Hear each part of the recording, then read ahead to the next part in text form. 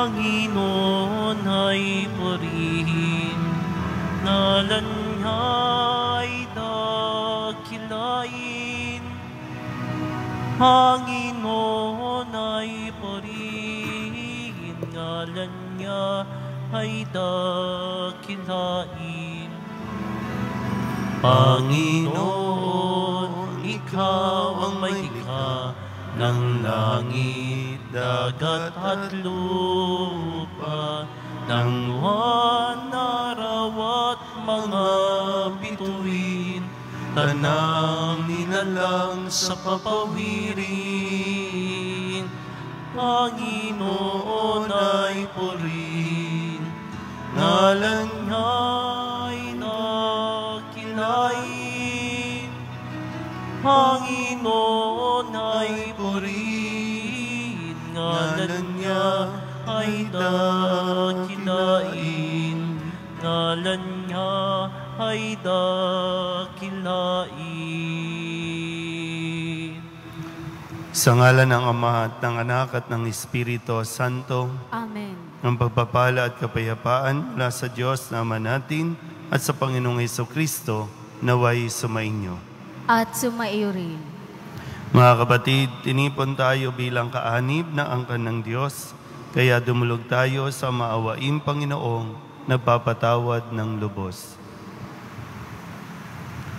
Sinugong tagapagpagaling sa mga nagsisisi, Panginoon, kaawaan mo kami. Panginoon, kaawaan mo kami. Dumating na tagapag-anyayang mga makasalanan ay magsisi, Kristo, kaawaan mo kami. Kristo, kaawaan mo kami. Nakaluklok ka sa kanan ng Diyos Ama para ipamagitan kami, Panginoon, kaawaan mo kami. Panginoon, kaawaan mo kami.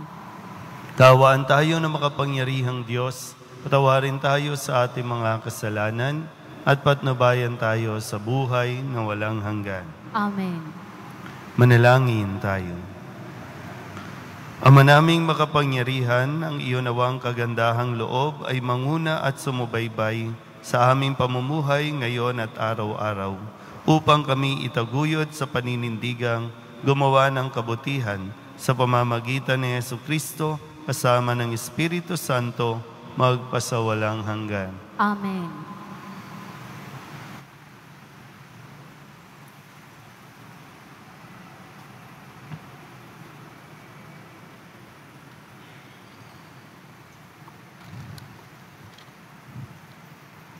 Ang simula ng sulat ni Apostol San Pablo sa mga taga-Roma.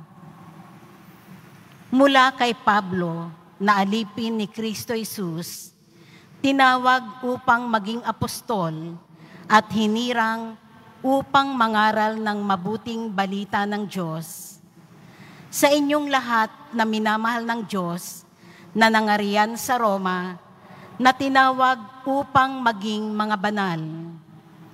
Sumainyo nawa ang pagpapala at kapayapaan mula sa Diyos na ating Ama at sa Panginoong Hesukristo. Ang mabuting balitang ito na ipinangako niya noon pang-una sa pamamagitan ng mga propeta at nasasaad sa mga banal na kasulatan ay tungkol sa kanyang anak, ang ating Panginoong Hesukristo. Sa kanyang pagiging tao, siya'y ipinanganak mula sa lipi ni David at sa likas na kabanalan ng kanyang espiritu. Ipinahayag siyang anak ng Diyos sa pamamagitan ng makapangyarihang gawa, ang kanyang muling pagkabuhay. Sa pamamagitan niya, tinanggap namin sa Diyos ang kaloob na maging apostol upang ang lahat ng bansa ay akayin sa pananampalataya at pagsunod sa Kanya. Kabilang din kayo sa mga tinawag na maging tagasunod ni Hesukristo. Ang salita ng Diyos. Salamat sa Diyos.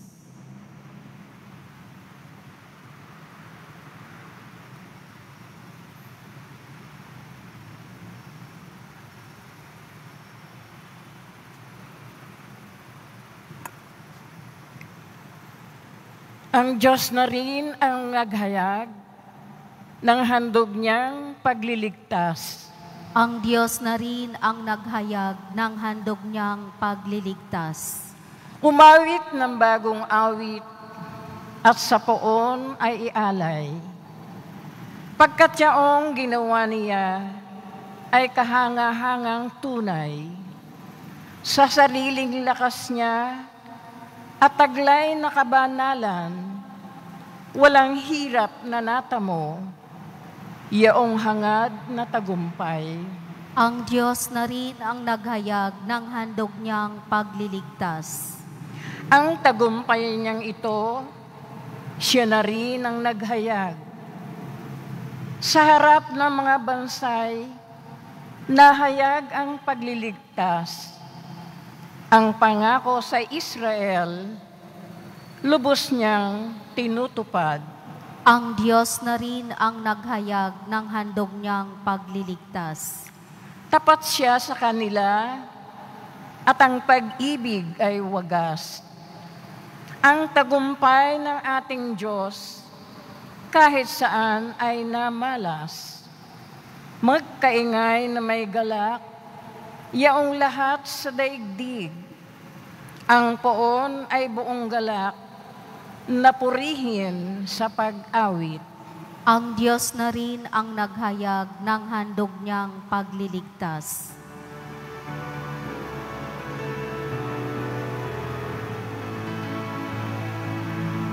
Hallelujah,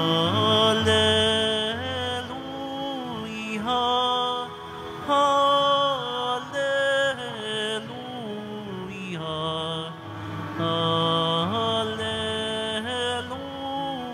hallelujah, hallelujah.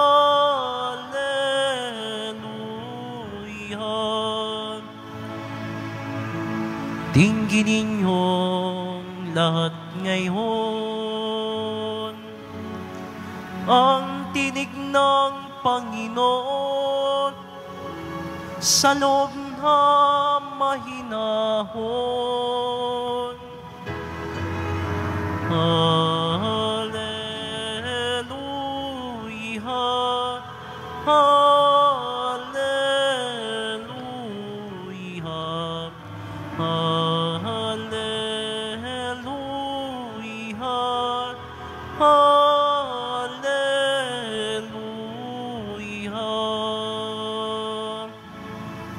Sumainyo ang Panginoon. At sumaiyo rin. Ang mabuting balita ng Panginoon ayon kay San Lucas. Papuri sa iyo, Panginoon. Noong panahong iyon, samantalang dumaragsa ang mga tao, sinabi ni Jesus, "Napakasama ng lahing ito. Naghahanap sila ng palatandaan mula sa langit, subalit walang ipapakita sa kanila maliban sa palatandaang inilalarawan ng nangyari kay Jonas. Kung paanong naging isang palatandaan si Jonas sa mga taga-Ninive, gayon din naman magiging isang palatandaan sa lahing ito ang anak ng tao. Sa araw ng paghuhukom, titindig ang reyna ng timog laban sa lahing ito at sila'y hahatulan niya ng kaparusahan. Sapagkat nanggaling siya sa dulo ng daigdig upang pakinggan ang karunungan ni Solomon. Ngunit higit na di hamak kay Solomon ang naririto. Sa araw ng paghuhukom ay titindig ang mga taga-Ninive laban sa lahing ito at hahatulan ng kaparusahan, sapagkat nagsisi sila dahil sa pangangaral ni Jonas. Ngunit higit na di hamak kay Jonas ang naririto." Ang mabuting balita ng Panginoon. Pinupuri ka namin, Panginoong Hesukristo.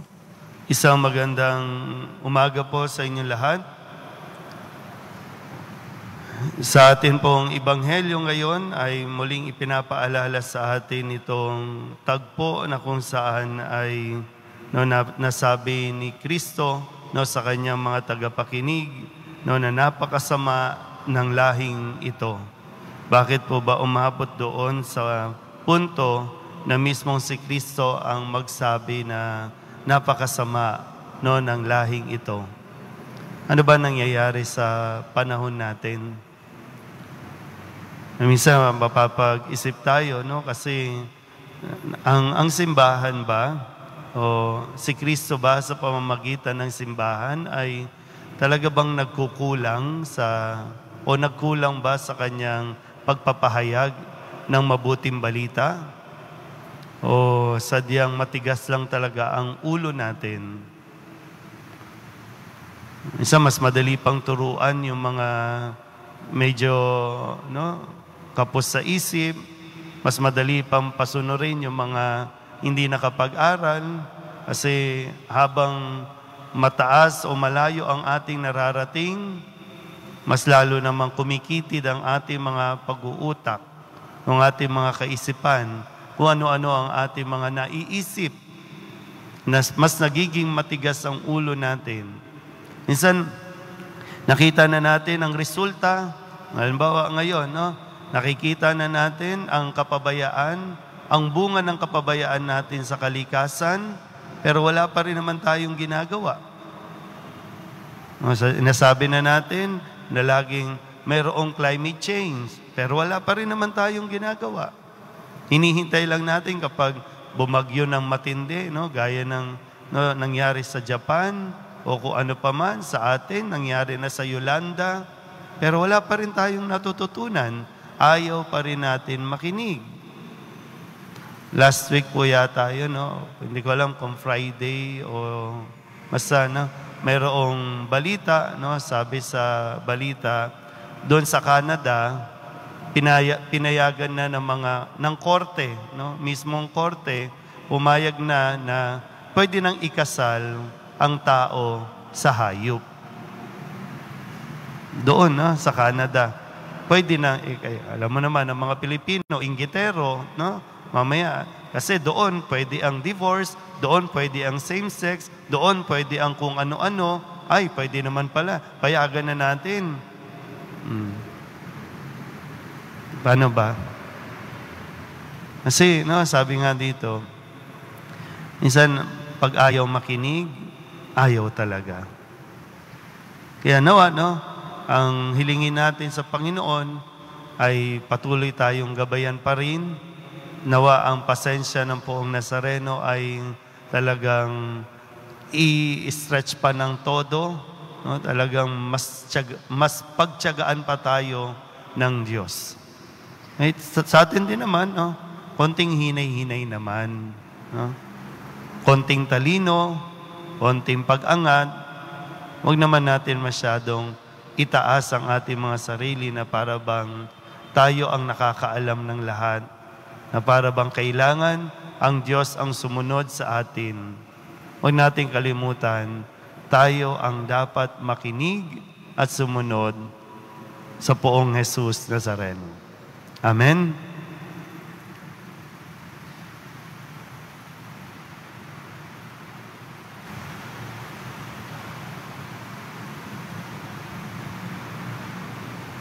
Minamahal ko mga kapatid, bumabaling tayo sa pananalangin sa Diyos Ama para sa biyaya ng pagbabagong buhay at makatugon ng may katatagan sa panawagan ni Kristo sa pagbabalik loob. Ang ating itutugon, Panginoon, dinggin mo ang aming panalangin. Panginoon, dinggin mo ang aming panalangin. Ang mga puso ng lahat ng lalaki at babae naway mapanumbalik sa Panginoon na tumatawag sa daigdig sa pagsisisi. Manalangin tayo. Panginoon, dinggin mo ang aming panalangin. Atin nawang tanggapin ang buong mensahe ng Ebanghelyo, pati na ang mga salitang bumibigkas ng pagsubok at krus sa buhay. Manalangin tayo. Panginoon, dinggin mo ang aming panalangin.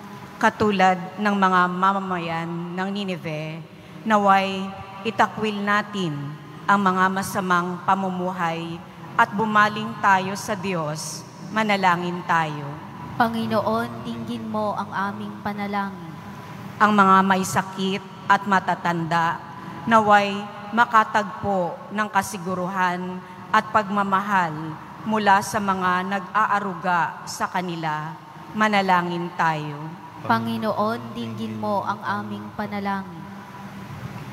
Idulog din natin sa Panginoon ang ating mga personal na kahilingan, mga panalangin para sa ating mga pamilya, at sa lahat ng panalangin na hiniling na ipagdasal sa misang ito.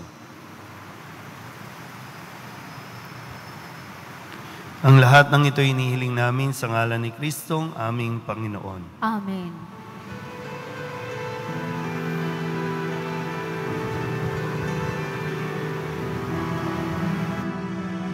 Tinapay na dalha, kaloob ng Ama, ang bunga ng gawa at sa lupa mulha. Ipinagdarasal, tanggapit, paspasan, biyaya mong bigay, gawin iyon katauhan.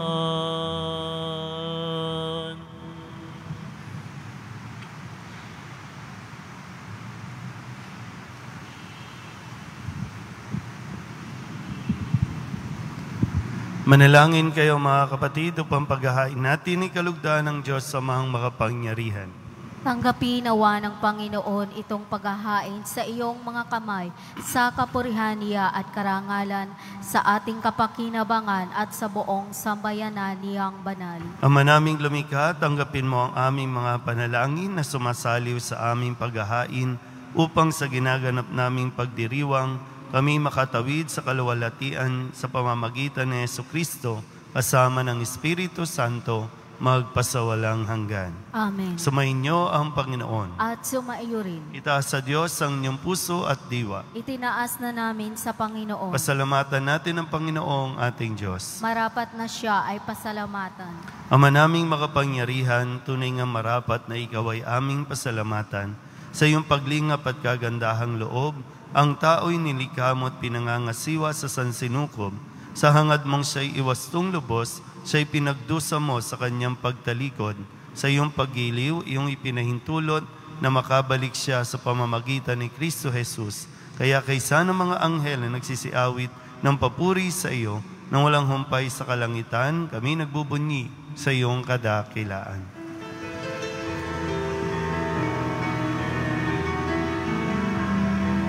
Santo, Santo, Santo, Panginoong Diyos na mga hukbo, napupuno ang langit at lupa ng kadakilaan mo.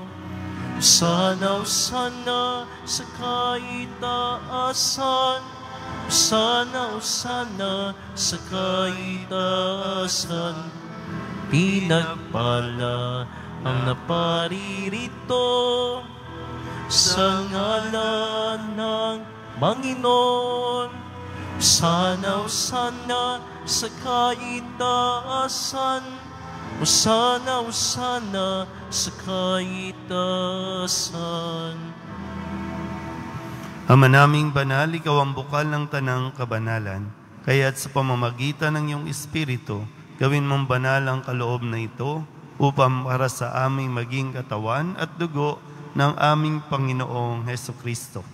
Bago niya pinagtisa ang pusang loob na maging handog, inawakan niya ang tinapay, inasalamatan kaniya, minaghati-hati ni ayon, iniabot sa kanyang mga alagad at sinabi, tanggapin ninyong lahat ito at kanin, ito ang aking katawan na ihahandog para sa inyo.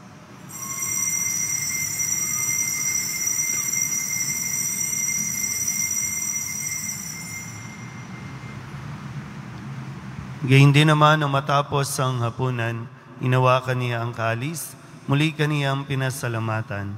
Iniabot niya ang kalis sa kanyang mga alagad at sinabi, tanggapin ninyong lahat ito at inumin. Ito ang kalis ng aking dugo ng bago at walang hanggang tipan. Ang aking dugo na ibubuhos para sa inyo at para sa lahat sa ikapagpapatawad ng mga kasalanan. Gawin niyo ito sa pag-alaala sa akin.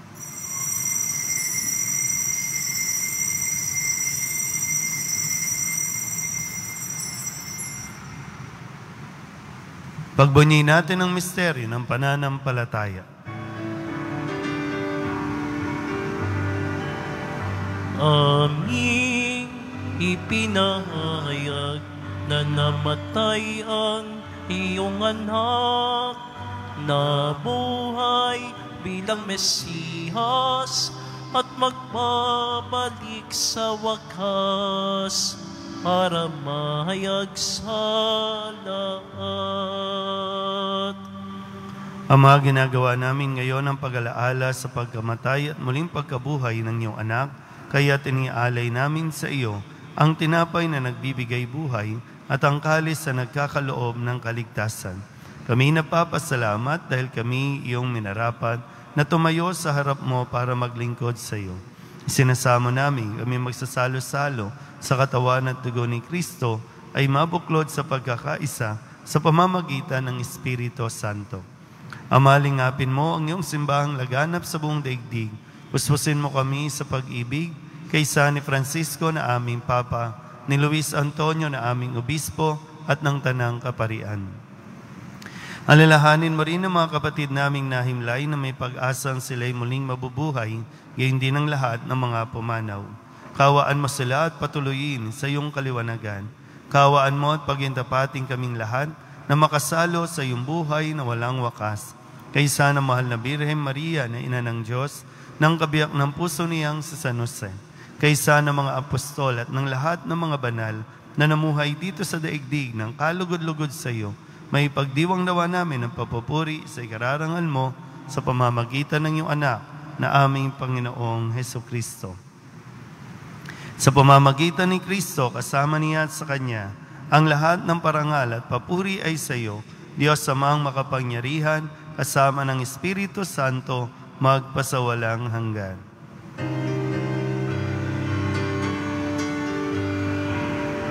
Amen. Amen. Amen. Amen. Amen. Amen. Amen. Amen. Mong kababaang loob tayong tumawag sa ating Panginoon ng Ama namin.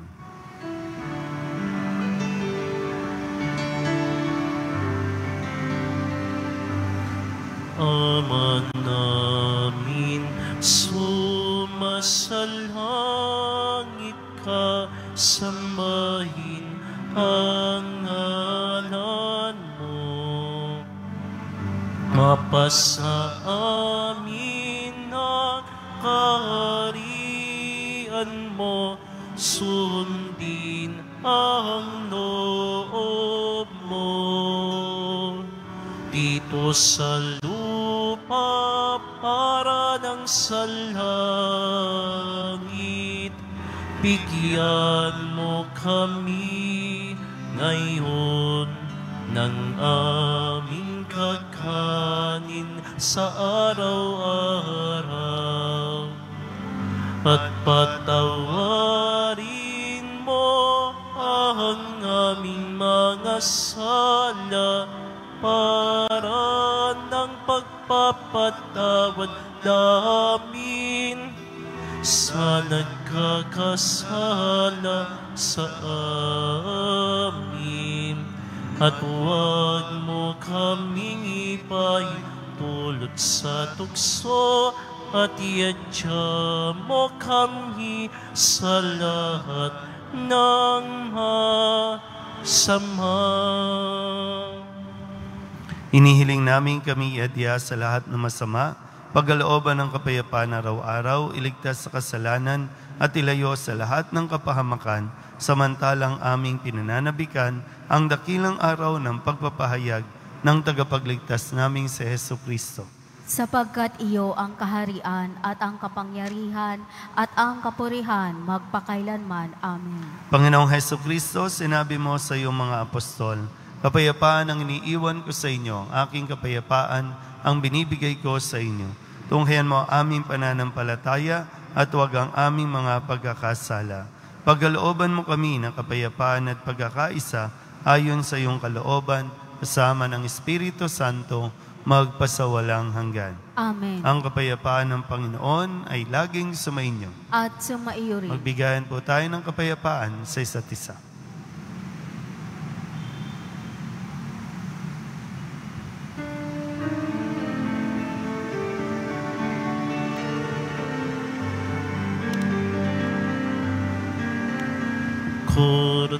Kordero ng Diyos na nag-aalis ng mga kasalanan ng sanlibutan, maawa ka sa amin. Kordero ng Diyos na nag-aalis ng mga kasalanan ng sanlibutan, maawa ka sa amin. Kordero ng Diyos na nag-aalis ng mga kasalanan ng sanlibutan, ipagkaloob mo sa amin ang kapayapaan.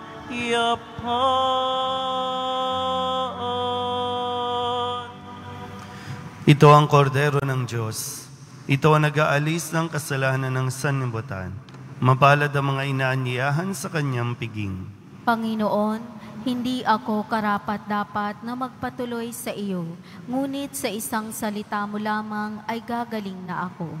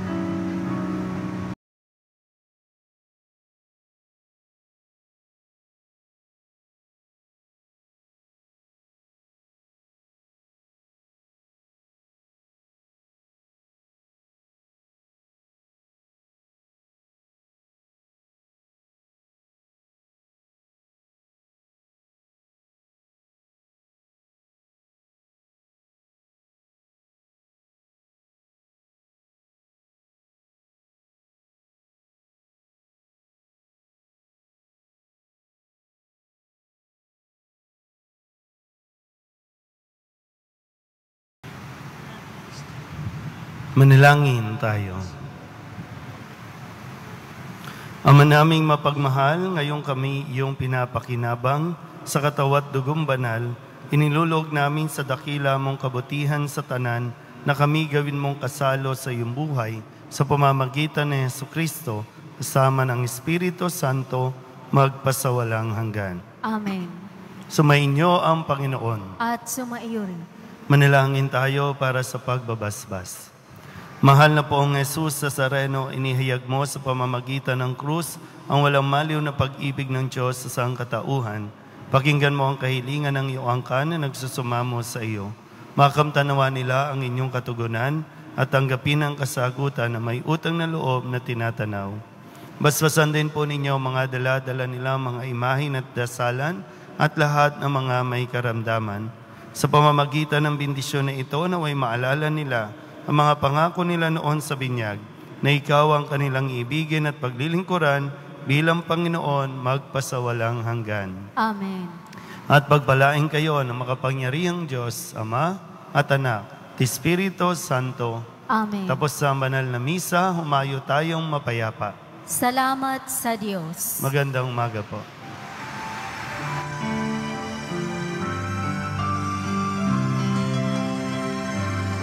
Nuestro Padre Jesús, Nazareno, sinasamba ka namin. Pinipinto ka namin, aral mo ang aming buhay at kaligtasan. Nuestro Padre Jesus Nazareno, iligtas mo kami sa kasalanan. Ang krus mong kinamatayan ay sagisag ng aming kaligtasan. Nuestro Padre Jesus Nazareno, dinarangal ka namin. Nuestro Padre Jesus Nazareno, nilulwalhati ka namin. Nuestro Padre Jesus Nazareno, dinarangal ka namin. Nuestro Padre Jesus Nazareno, nilulwalhati ka namin.